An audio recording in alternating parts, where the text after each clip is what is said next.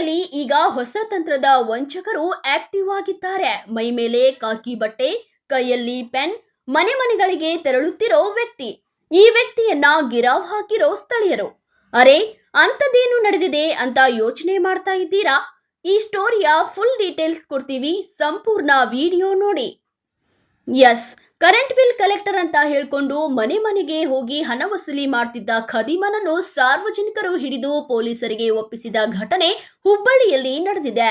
ಹಾಗಾದ್ರೆ ಘಟನೆ ಹೇಗಾಯ್ತು ಅಂತ ನೋಡೋದಾದ್ರೆ, ಹುಬ್ಬಳ್ಳಿಯ ಆನಂದನಗರದಲ್ಲಿ ಕಾಕಿ ಡ್ರೆಸ್ ಹಾಕಿಕೊಂಡು ಬಂದ ವ್ಯಕ್ತಿಯೊಬ್ಬ ನಾನು ಕರೆಂಟ್ ಬಿಲ್ ಕಲೆಕ್ಟರ್ ಎಂದು ಹೇಳಿ ಹಲವು ಮನೆಗಳಿಗೆ ತೆರಳಿ ಹಣ ವಸೂಲಿ ಮಾಡ್ತಿದ್ದ. 1,000, 2,000 ಎಂದು ಬಿಲ್ ಪಾವತಿ ಹೆಸರಿನಲ್ಲಿ ಹಣ ಪಡೆದಿದ್ದಾನೆ. ಆದರೆ ರಸೀದಿ ಕೇಳಿದ್ರೆ ನಾಳೆ ಕೊಡ್ತೀನಿ ಅಂತ ಹೇಳಿ ಹೋಗ್ತಿದ್ದ. ಕೆಲ ಮನೆಗಳಿಗೆ ಇದೇ ರೀತಿಯಲ್ಲಿ ಹಣ ವಸೂಲಿ ಮಾಡಿದ ನಂತರ ಸ್ಥಳೀಯರಿಗೆ ಅನುಮಾನ ಬಂದಿದೆ.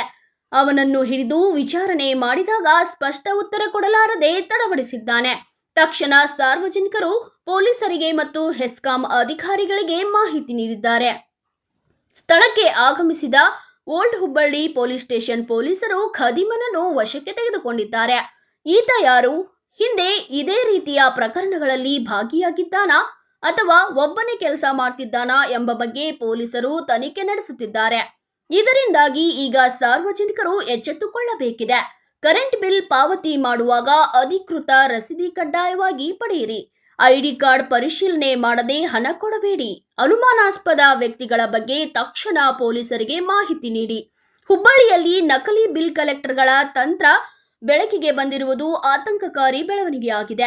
ಜನರು ಎಚ್ಚೆತ್ತುಕೊಳ್ಳಬೇಕಿರುವುದು ಅಗತ್ಯವಿದೆ.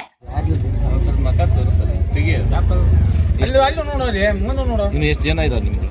ಯಾರಿಲ್ರಿ, ನಾನು ಇದು ಇಲ್ಲಿ ಅಷ್ಟು ತೊಗೊಂತೀರ ಮತ್ತೆ ಬೇರೆ ಕಡೆ ಎಲ್ಲ ತೊಗೊಂತೀರ ಅಮೌಂಟ್? ಡ್ಯೂಟಿ ಮೇಲೆ ಇದ್ದ ಮೇಲೆ ಯೂನಿಫಾರ್ಮ್ ಯಾಕೆ ಹಾಕೊಂಡಿರಿ? ಅದ